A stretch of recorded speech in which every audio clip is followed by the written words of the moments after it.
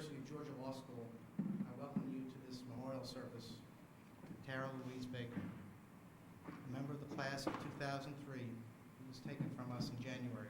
We come here together today to mark the loss of a student, a friend, a classmate, and a member of the University of Georgia Law School community. We come in grief, but also we come in joy for having been given the gift of sharing Tara for a while. As a member of this faculty for 26 years, and as an administrator for the past 10 years, I have often heard and often, in fact, used the metaphor of family to describe the group of individuals who are connected to this law school: students, faculty, staff, and alumni. This family metaphor comes in very handy in times of happiness, such as when a student or graduate marries, gets a new position, or becomes a parent.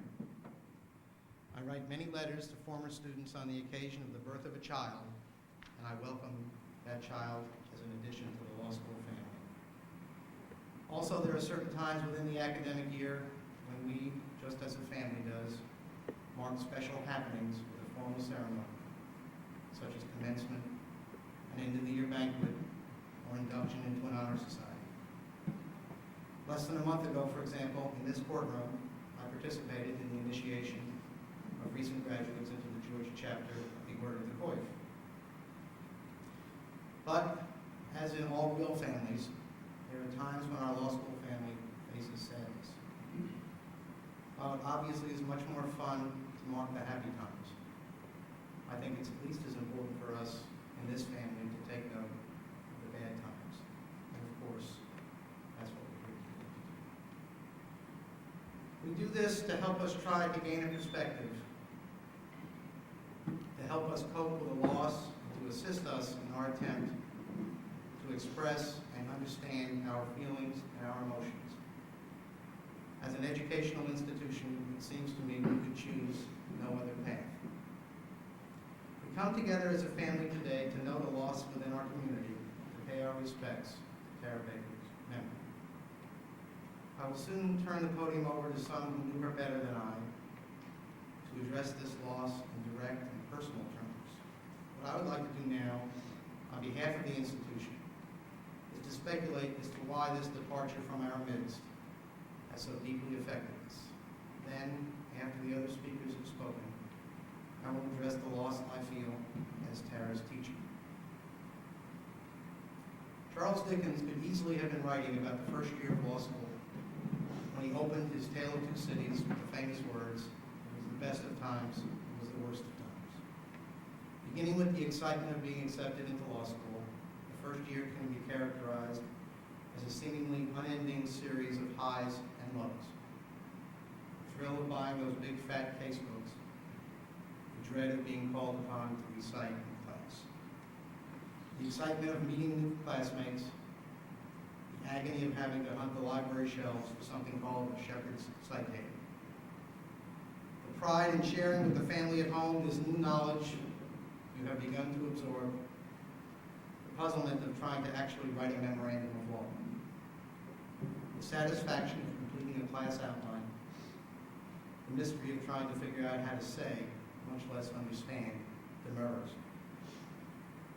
As a whole new vocabulary is learned and a very different kind of pedagogy is encountered, the first year of law school is a stimulating yet very wearing time. For many who have looked forward for a long time to law school, the future can be glimpsed upon the horizon. There is a sense of accomplishment, a sense of arriving, as well as a sense of the future.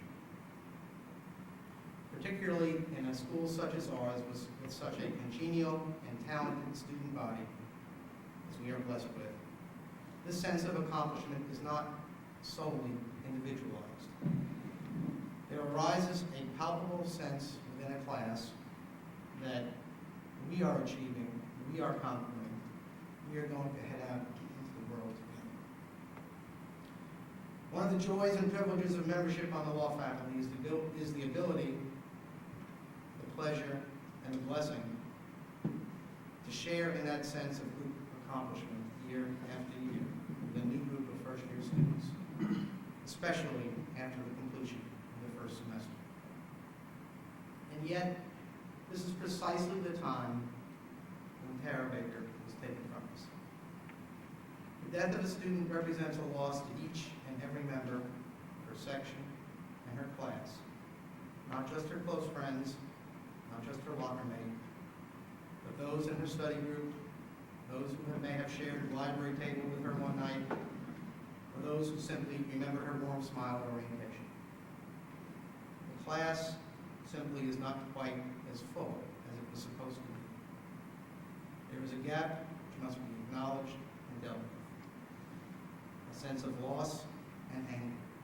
This isn't the way it was supposed to be. Tara was a part of us, and now she is not here. These are the kinds of emotions which the class of 2003 have been grappling with since Tara's death at the beginning of this semester.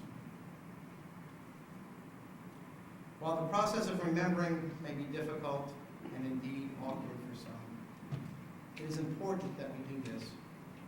It is important to do this in order to help those who survive to get a more complete picture both of what we have lost and of who we are.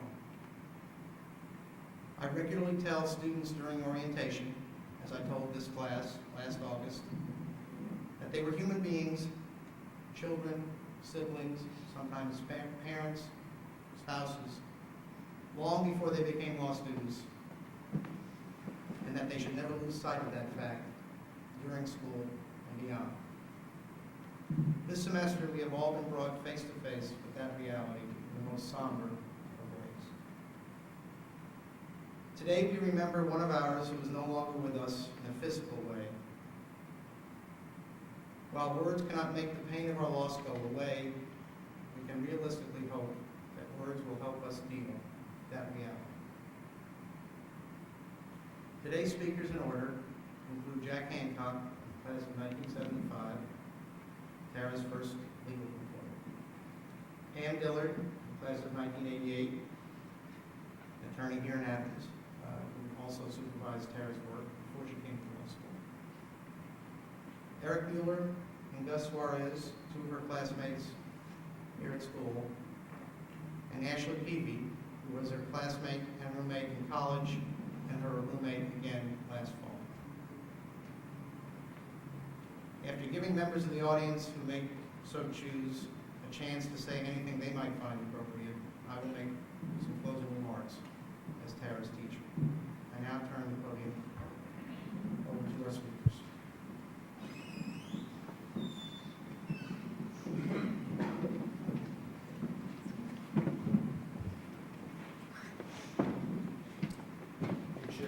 Kurtz, members of the law school family, Tara's family, and friends. I appreciate the honor that you've given me to be here today to speak about a dear friend of mine who we're here to remember.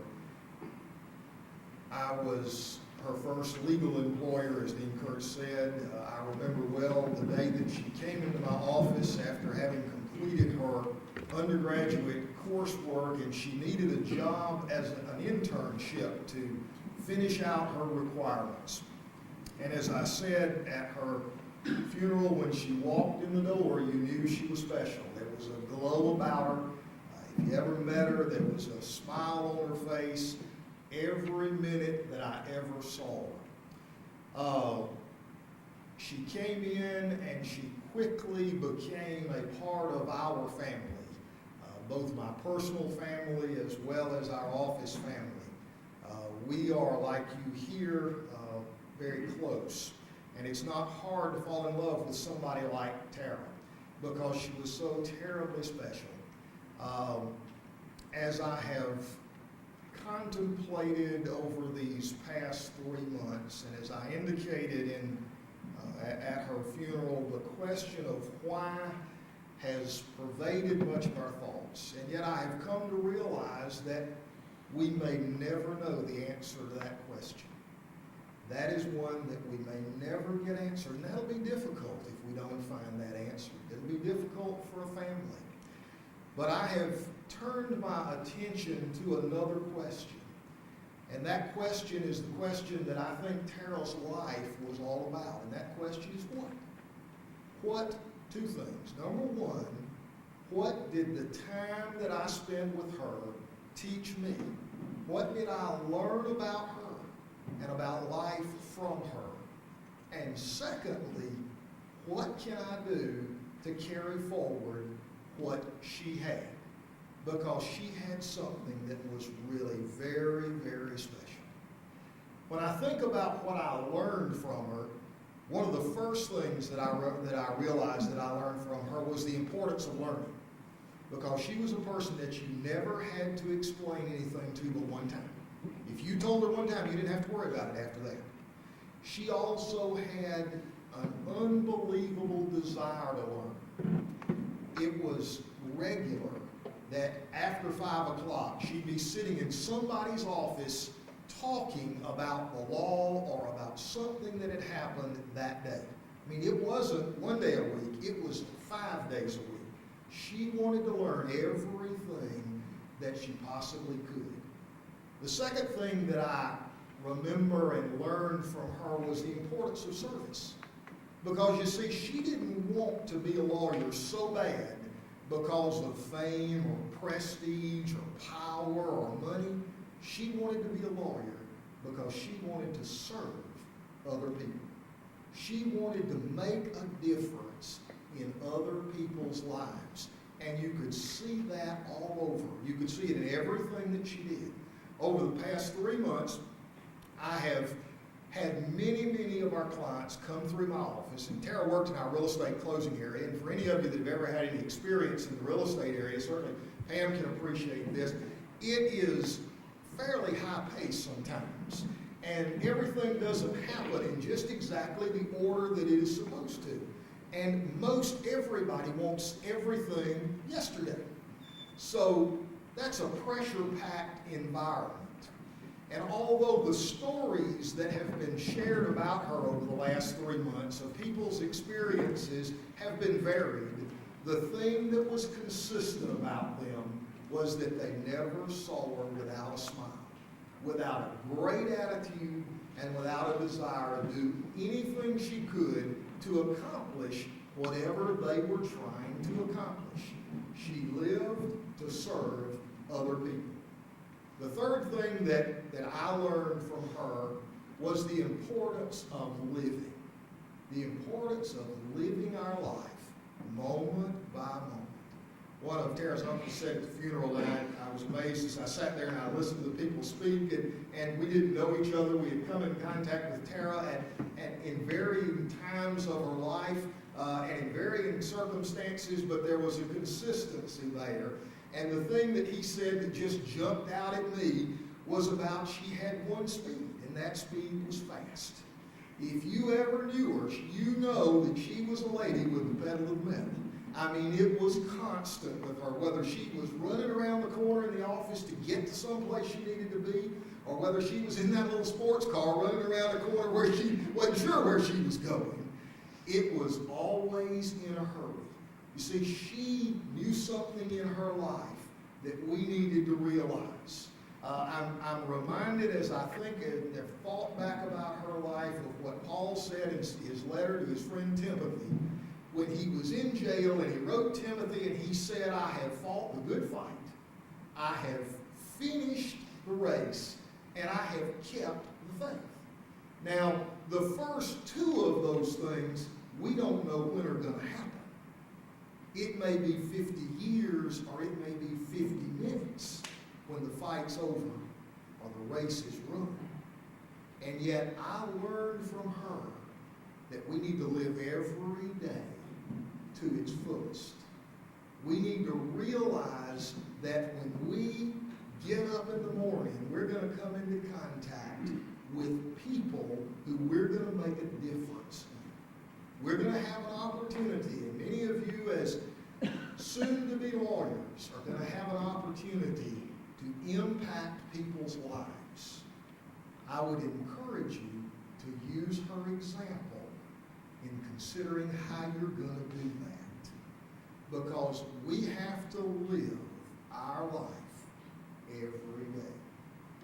You know, the second question that I ask myself as I have thought about Tara is, what am I going to do to honor her memory?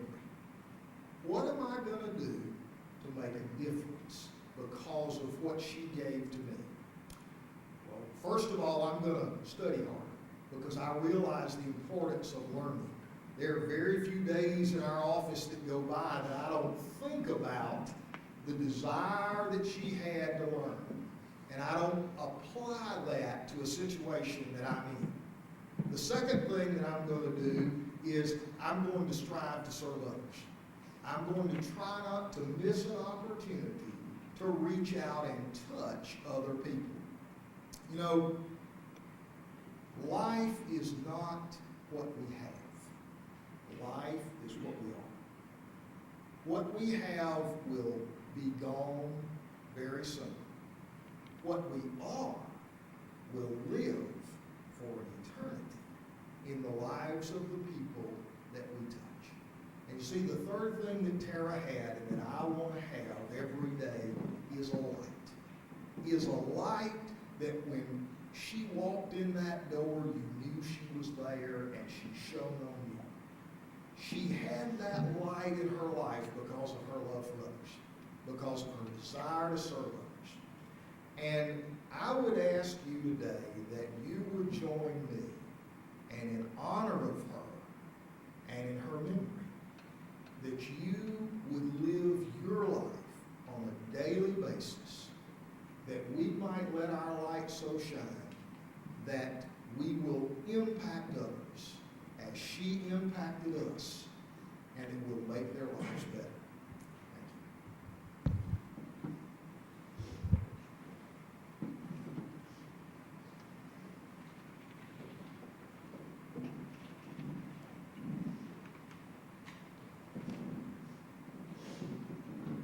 This past week, I was thinking about what I wanted to say this afternoon, and I came across a quotation in an old newsletter that I think precisely describes what I want to say about Tara Baker. It's a quote from Leo Tolstoy. It says, "One can live magnificently in this world. One knows how to work and how to love." In my observations of Tara over the time that I knew her, I believe that she did live magnificently, if too short a life, because she knew how to do both of these, to work and to love, and to do them well. When I first met Tara, she was interviewing for the position of legal assistant in our real estate department of our firm, and I have to admit I was a little bit skeptical about her plans to attend law school. You see, it wasn't the first time that I'd sat across the table from a bright young college student who talked about their desire to go to law school and to work in a law firm and figure out what real lawyers did before going to school. It was obvious that Tara had worked hard to get to that point. She had an outstanding resume, she had a strong grade point average, and she was poised and articulate. But I thought to myself, well, we'll see about law school. I've heard this before. But what I didn't know about Tara Baker was that she definitely would attend law school, and not just talk about it. Going to law school was a part of her life's plan for many years, and she knew how to work hard to achieve that goal. I learned over the year and a half that Tara worked in our office that she lived that way. She didn't talk a lot about what she was going to do. She just did it in her quiet, unassuming way. Tara came to our office with the highest recommendation from Mr. Hancock's firm. She wanted to become familiar with our community and save some money to help her with the expense of law school. She went about doing the work she was employed to do, and she did it very well. She was hardworking and intelligent, and diligent in her attention to details. Tara had a great desire to do her job well, and when problems arose, to handle them quickly and efficiently. She performed each task she was given with great care, even those that she may have been overqualified to do. Tara understood that the practice of law is a service profession, and she had the perfect demeanor for it. While working as my legal assistant, she studied to take her LSAT, she took the exam, applied to law school, and was accepted here at UGA. Again, she didn't talk about her plans very much. She just worked hard at making them happen. when she was accepted to law school, she came to tell me that she'd be leaving our firm to start as a first year.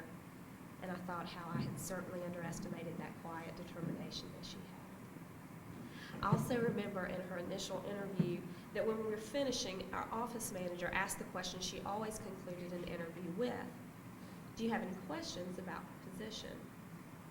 Well, I'd been interviewing assistants for about 10 years at that point, and no one had ever asked a question. So I was getting ready to leave, and all of a sudden I heard Tara say, "Well, yes, just a few." And she got out her notebook and she went down a list of very pertinent questions. Well, I sat down thinking, wow, good for you. Don't you be afraid to ask those questions, and don't you be intimidated. What I didn't know about Tara Baker was that she wasn't easily intimidated by anyone or any situation. She wasn't intimidated by the fact that the University of Georgia would receive hundreds of applications of qualified students. She knew she had what it took to be accepted. She had the quiet confidence of an intelligent, motivated person who knows how to work hard to achieve their goals and who knew how to make the necessary sacrifices to succeed. I believe Tara lived her life magnificently because she also knew how to love. It was obvious that she loved her family and her friends. She spoke of them often and shared the details of their lives with us in our office. But I think the love she exhibited was a basic love of other people, demonstrated by respect and kindness. In our practice area of the firm, we had a particular client whose real estate transactions were always somewhat complicated and confusing. We had come to expect that each transaction that this particular client would bring us would entail a few dozen phone calls and several twists and turns along the way. We hadn't quite gotten to the point that we drew straws when he called, but we were almost there when Tara joined our staff. As the new girl in the office, Tara inherited the phone calls from this particular client, and we all listened with amazement and admiration as she answered each phone call and every question with patience, kindness, and grace. Because of Tara's charm and good humor, this particular client became so fond of her that he stopped calling to ask for me and just talked to Tara instead. His sympathy note was the first one I received after she died. It read in part, "It was dreadful to hear about Tara. I enjoyed her and her way. Her way, that of respect for and kindness to others, was not reserved for the senior partner in our firm or the president of the bank that we worked with. It extended to the serviceman for the copier and the college student who ran errands for the firm. It was the respect with which she treated everyone she encountered that impressed me as she worked in my office. I can remember sitting in my office and listening to her at her desk and just admiring the depth of her patience with clients and the warm greeting she had for everyone, even those that called numerous times a day. I remember thinking, how can you be so nice at the end of the day when you've put in a hard day and answered that phone thousands of times? Yet it never occurred to her to be anything other than cheerful and helpful and always professional. The last time I saw Tara was a few days before her death, and I feel so fortunate to have had the chance to visit with her. That afternoon, I heard the conversation outside my door take on an excited, happy tone, and I knew nobody was working, so I went out to see what was going on. And there was Tara, smiling and laughing and catching up with her former coworkers.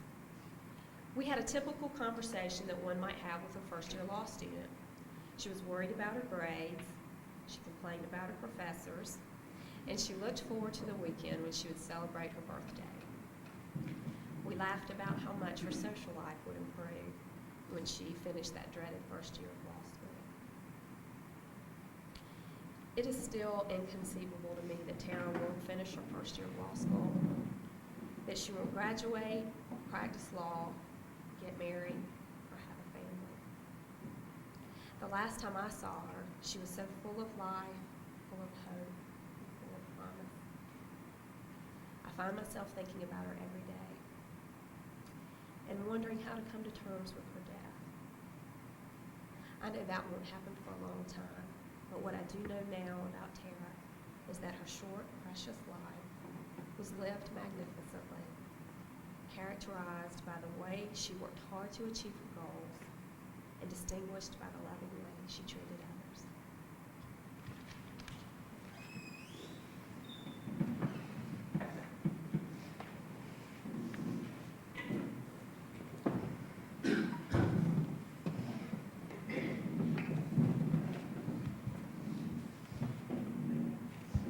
Good afternoon. Glad I could speak today so I can tell people that didn't know her what they were missing, and people that did know her just to emphasize what a remarkable person she was. When I first heard of her death, felt a number of things, sorrow, anger, but I guess the most prevailing thought in my mind at the time was somehow I felt cheated out of something.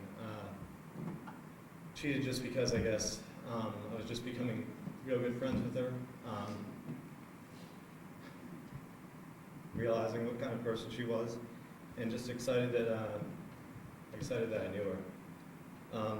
Although it seems kind of selfish to me now that I would think like that. Thought I had my reasons at the time, but the biggest thought in my mind right now is just seeing her walking, which I guess I don't know if you could describe it as walking. It's more of a bounce. It's like she's walking on a trampoline or something. I don't know whether it was her confidence, her positive attitude, or whether she just always knew where she was going and what she was going to do. I mean, I think most people say they know what they want to do in their life.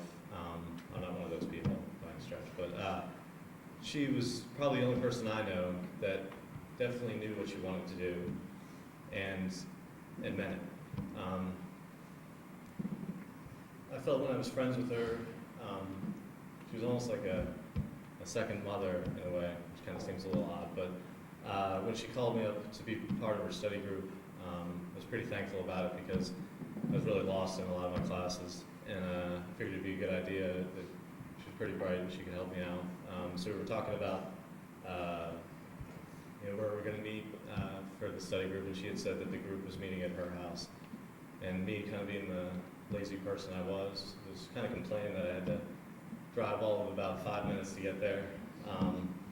But when she opened the door, I smelled these chocolate chip cookies that were baking in the oven. And besides the fact that I love food, but every day as our study group was opening, she was making something, whether it was muffins or whatever, and I just kind of felt like I was coming home, kind of, and having something cooked for me that was actually good, besides my own cooking. But I see it more as kind of a motherly figure also because of her concern for others. I mean, there's a lot of examples I could choose from, but I know that every now and then when we'd be at the library kind of late studying, there'd be one person that would say that they're going to walk home and kind of just rest for the night. And it was late at night, and Tara was really concerned and made sure that this person would call her when she got back. And I think of all the times, I'll never remember her calling her back, and all I can remember Tara is saying is how worried she was.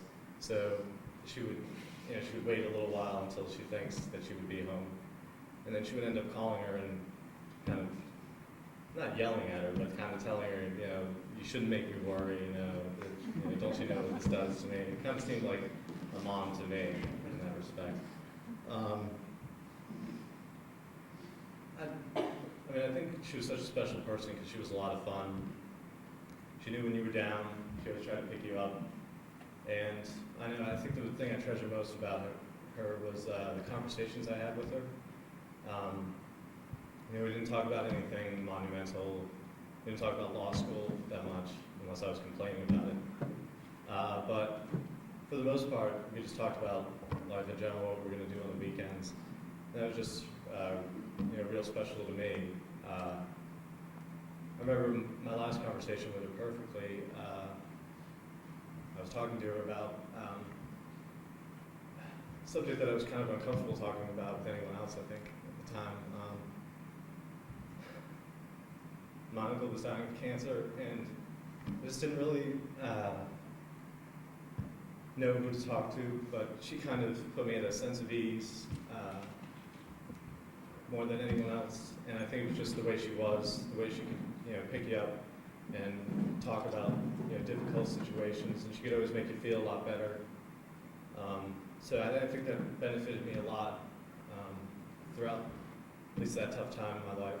And I no longer really feel like I was cheated. I more feel like I was fortunate that I knew her as well as I did.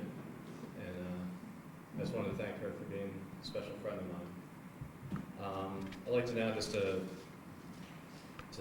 say something that one of her best friends wrote that kind of exemplifies how I think all of us feel, especially her good friends. So I'll just start reading it now. There are moments in our life that are singularly clear and precise in our memories. The moment I heard about Tara's death is one of them. I remember the disbelief, the sinking in my gut, and the anger, as I was sure everyone was joking and it wasn't funny. The world slowed down, I could no longer stand. Nothing has been right since. But since she's been gone, the rest of the moments of my knowing her have crystallized. I remember the first time I met her. We were aligned for lunch on the first day of orientation, and her laugh with her crinkled nose and bouncing ponytail is burned in my memory. For the last 3 months, I've wanted to grab every person I see by the shoulders and tell them about her, about this fantastic person that I knew and loved, and that what they were missing out on. These are some of the things I would say to them. Tara was someone who in conversation would make you feel as if you were the only person in the world in that moment, the only thing that mattered.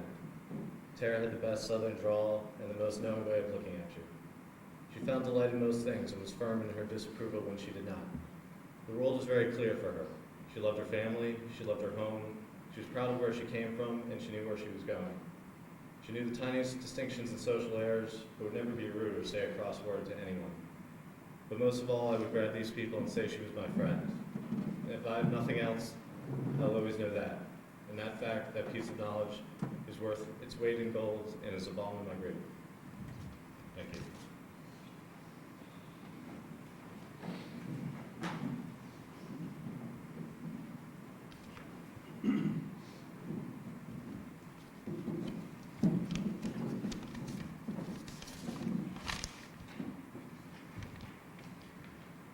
I remember the last time I saw Tara. Contracts class had ended, and as usual, I made a beeline for the door, ready to escape the confines of law school and indulge myself in lunch. As I headed out, I remember thinking a strange thought to myself. I should say goodbye to Tara, who sat next to me in class. I knew that I would see my friend the next day, but I somehow felt it appropriate. Ignoring my thought, however, I walked out the door and went on with my life. I don't know why I felt that, or if I even did, could ascribe it instead to a construct of my imagination looking back at that last encounter. I tell you this, however, there has not been a day when I haven't regretted my decision. I think all of us to some extent have felt the same thing and wish that we had said goodbye and told Tara how wonderful she was. Sadly, we can't turn back time. But instead of dwelling on those thoughts of what may have been, I wish to focus on what was. Today, I want to celebrate Tara's life by focusing on all the good memories that I have with her. Memories that time will never erase. While I only knew Tara for less than a year, I could go on and on about all the qualities that made us all love her so much. Her smile, her warmth, her strong will. There are two particular qualities, however, that will always be synonymous with Tara, because they truly capture who she was. Her ability to make anyone feel welcome, and her sense of seeing life as something to be completely enjoyed. While a handful of people in this room will refute this, I'm normally a quiet and secluded person, so I tend to have a difficult time getting to know people in these surroundings. Logically, when I entered law school this fall, I had a hard time getting to know people. I feared the feeling of walking into a classroom and sitting next to two people that I did not know. I know this sounds somewhat silly, but that's actually what my first days felt like. That is, however, until I walked into contracts class. Sitting next to me was a curious blonde girl who immediately started up a conversation with me. It was almost as if she had known me, because she continued talking to me, and she could sense my anxiety and wanted to make me feel welcome. During the next few weeks, I got to know Tara better, and she continued to make me feel welcome.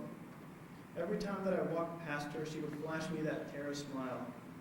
When I would run into her in the library, she would immediately start a conversation about how Bush was doing in the campaign, or about what Bill Clinton had tried to pull this time.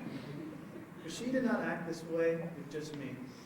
She treated each person as if he or she was the most important person to her. Everyone had to feel welcome and special. That was just her way.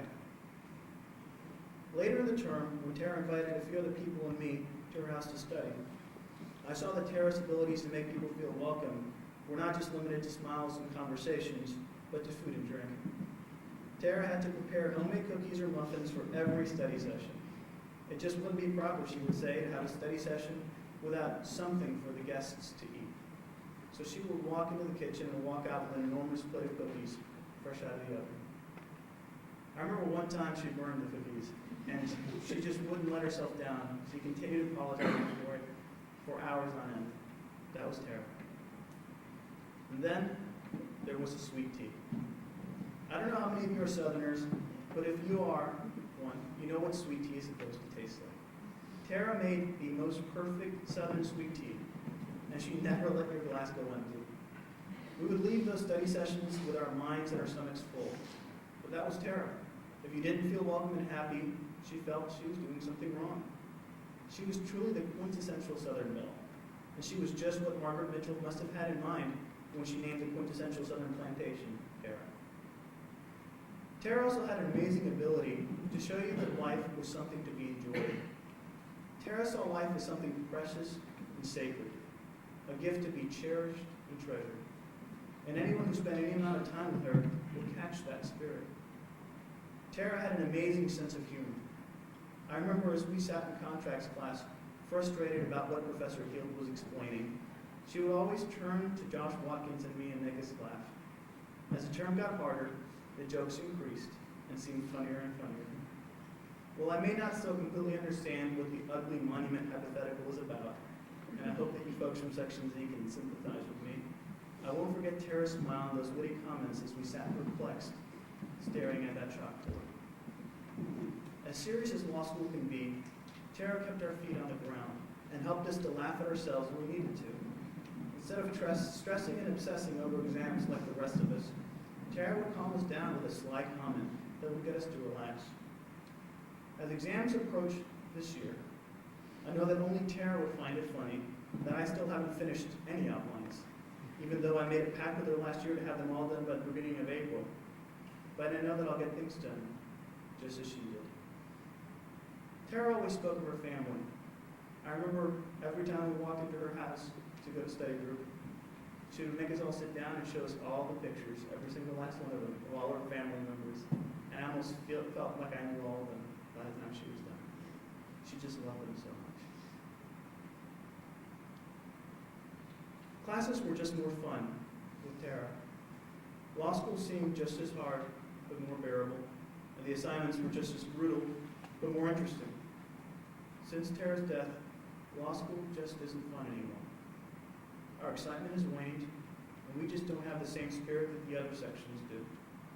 Our innocence and joy is in short supply, and we have had to try to replace it with fear and sadness. But that is exactly what Tara would not have wanted. I'm sure that if she could, she would come down right now and try to make us feel more at ease, more welcome, secure, and happy. That was how she wanted things to be. And it is up to us to make that a reality. So let us celebrate Tara's life by bringing joy back into our lives, by enjoying life as we once did when she was here. And remember that one day we will join her, and when we fly into heaven, she'll be waiting there with a glass of sweet iced tea, waiting for you. God bless you, Tara.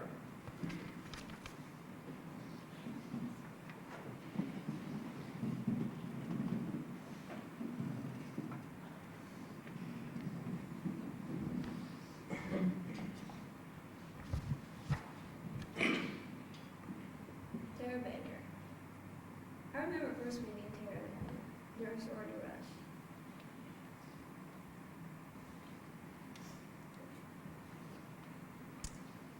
She was one of those girls.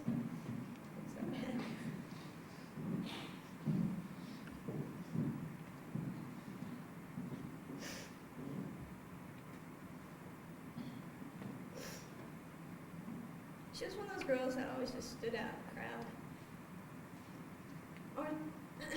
Always very voiced in conversation. She seemed older than most of the girls, even though we were very close in age. Tara had an aura about her that made her seem very special. As soon as we met, we became fast friends.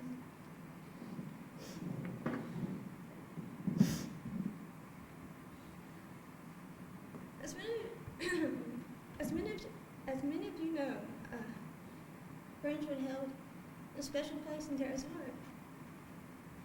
Once you were her friend, it didn't matter if she hadn't seen you for a weekend or a year. Once she saw you again, she'll act like it was the happiest moment in her whole life. We were roommates in Georgia College and grew to be extremely close friends. We had little spats, like girls do, I guess, and we'd just walk off, and then after a few minutes we'd come back and just say, hey, let's go run an errand, or just start gossiping about little things that girls do. I don't know if we did this because we both knew we were sorry, or if we're both just too hard-headed to say I'm sorry first. We both knew it, so I guess that's all that mattered. You've all heard that it was Tara's dream to become a lawyer. I remember one time going to a Chinese restaurant, and after getting your meal, you get the traditional fortune cookie. Tara started laughing when she opened up the cookie, and her fortune never read, you make a great lawyer. She was so excited about this fortune that she put it on her bulletin board all throughout her undergrad years, and then later on it went into her scrapbook. She just knew that becoming a lawyer was her fate in life. Tara also loved her road trips that we would go on sometimes. We always had the most fun when we went to Myrtle Beach, where we stayed at one of her grandfather's condos. We never exactly did anything all that exciting compared to other people, I guess, but we always made it a little adventure, no matter what we did. I remember one spring break, all of our friends going to Panama City, and it made fun of us because we decided to go north instead of south, like everyone else did. We were the only people out on the beach when it was 50 degrees out in bikinis. We did come back with a tan, though. I'd have to say my favorite moments were when we would just sit and talk. It started when we lived at the 80 Pie House and used to sit on our wooden rocking chairs. Tara was definitely one of the best listeners and talkers I've ever known. We used to sit on the front porch just talking and rocking. We'd have southern discussions about what was proper or not proper, such as it's not ladylike to wear white until after Easter, or open-toed shoes. Tara also loved politics. She was very active in Georgia College Student Government Association, and was well known to be one of the first to speak up when there was a discussion she wanted to get her input in on. While she loved to keep up with the current events, she also had a love for baseball that not many people knew about. I used to have to fight her for the remote control if a Braves game was on TV. She even had a Braves doll named Chipper she kept with her for luck. When we moved to Athens, we didn't have as much time to sit and talk like we used to, but we always set aside a night or a weekend just to catch up on old times.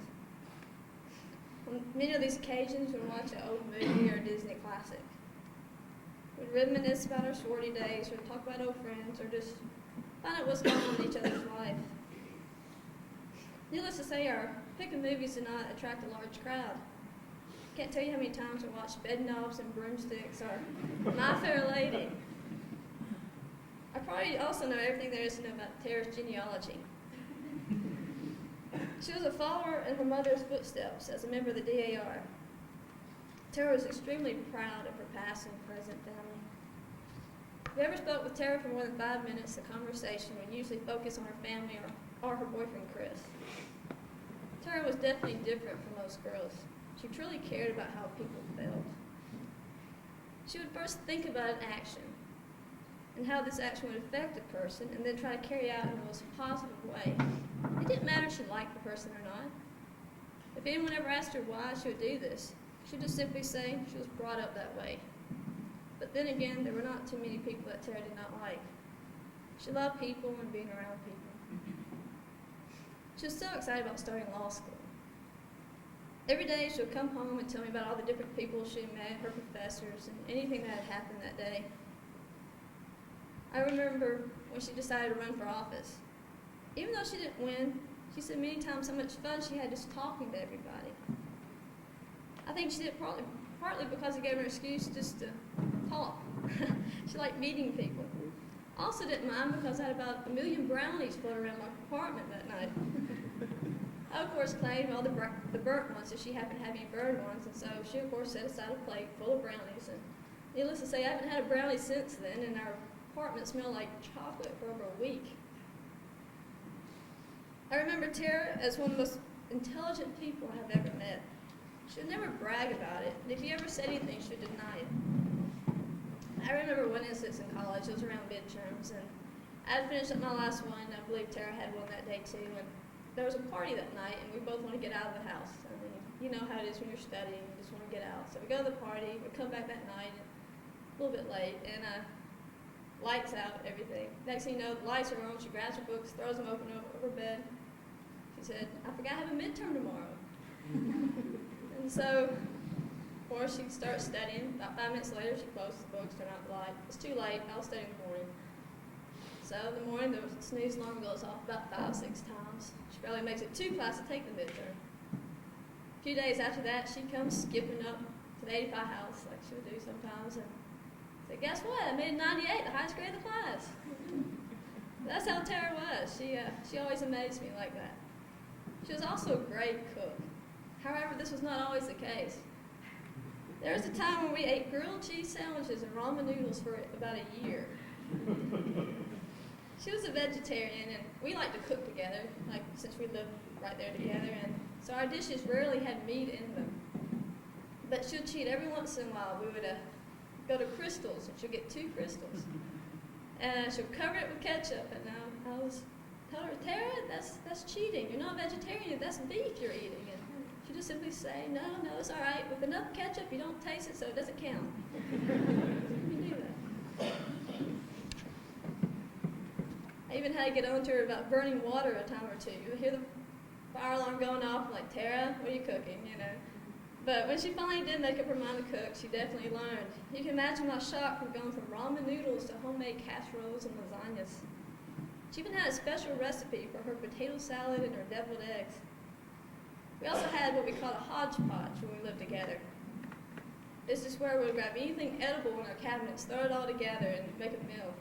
Our meals would consist of green bean casseroles, pea salad, and maybe a rice side dish, and we think it's the best thing in the world.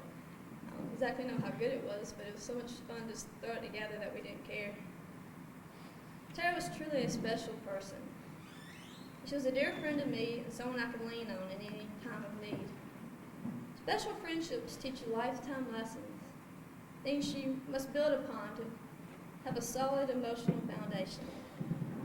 I feel that it's important to accept the lesson, love the person, and put what you have learned to use in other relationships and areas of your life. It has been said that love is blind, but friendship is clairvoyant. Tara and I had a friendship that epitomized the essence of the word friend. We changed flat tires, roommates, and even boyfriends in the course of our time together. We supported each other through a few sad times, but even more wonderful times. There are very few pictures in my scrapbooks that do not include Tara somehow. Tara would be thrilled to know that so many people are expressing how much they care about her today, all of whom she would call her friends. I thank God that He gave her to us for this short period of time. My friend Tara Baker will always be remembered.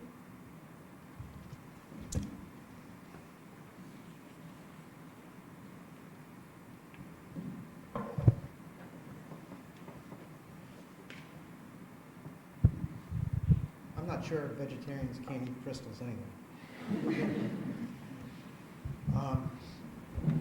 Before I conclude with my remarks, I'd like to give anybody in the audience an opportunity to speak. I know Mr. Baker has asked to speak, and if you'd like to come forward.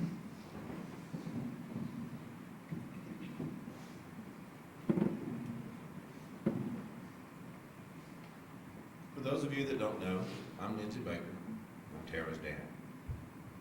And as far as that sweet tea goes, she had to practice. It wasn't always as good as you remember it, but she did learn to make some sweet tea. And I like to think that she did it for me, because I am a sweet tea connoisseur.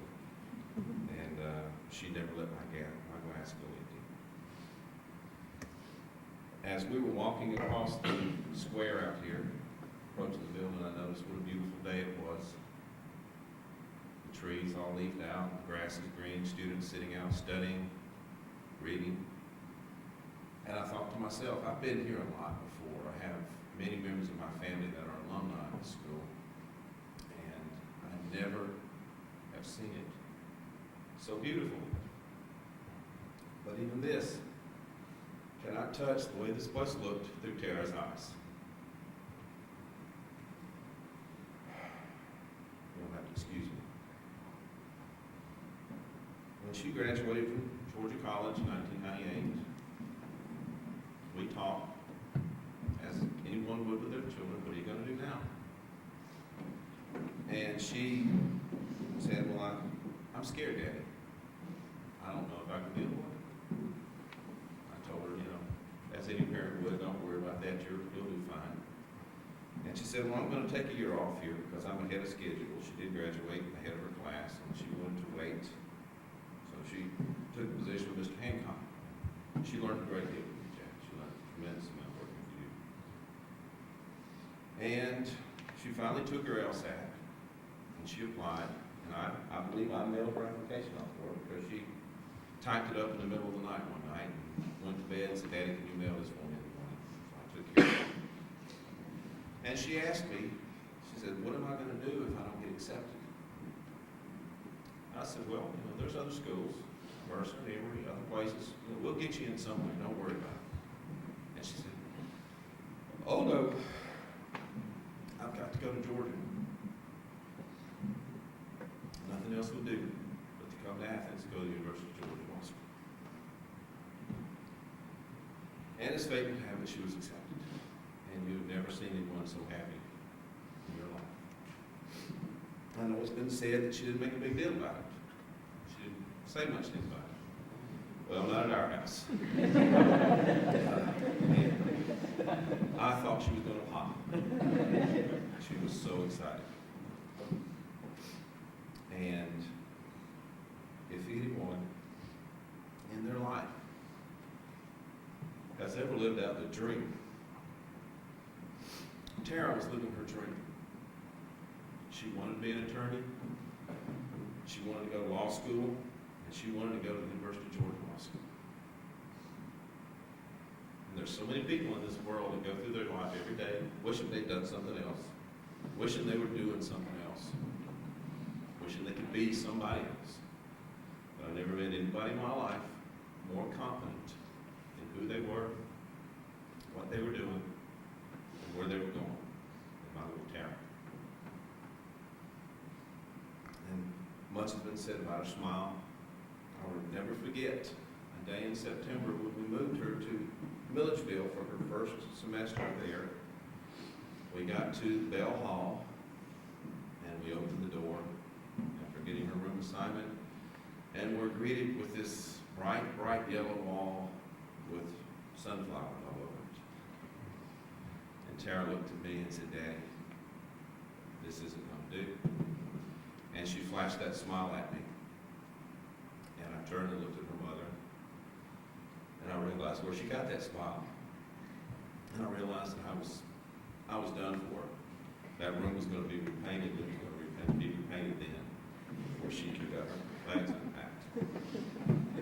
And that smile worked wonders on me, and her mama, and her granddaddy, and her brothers and sisters and aunts and uncles and anybody that ever came in contact with. All she had to do was smile, and she would get what she wanted. But you could rest assured that she never wanted anything unreasonable. And I'd like to take this opportunity to thank you, all of you, faculty, students, administration, for the outpouring of love that y'all have shown our family. for the love that you've shown for Tara. So many times she'd come home for the weekend and she would just tell us how much she loves us, and how much she loved her classmates, her study mates, and the people in the school. It wasn't always easy. It was always interesting. And I know she's looking down right now. And she's wondering what all the fuss is about. Because she was just a little Tara. But we all know she was the biggest person I've ever met in my life. And as long as we remember her that way,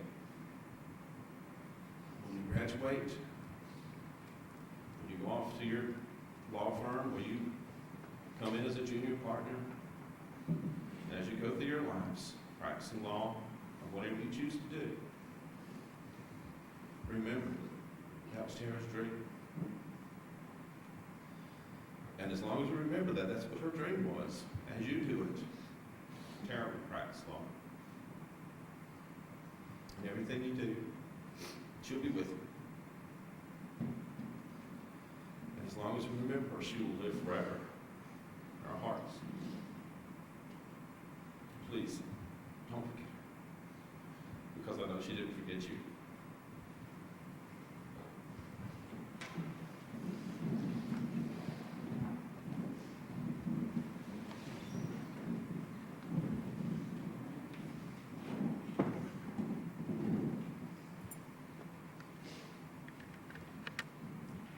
I've spent almost half my life teaching first-year students at this law school.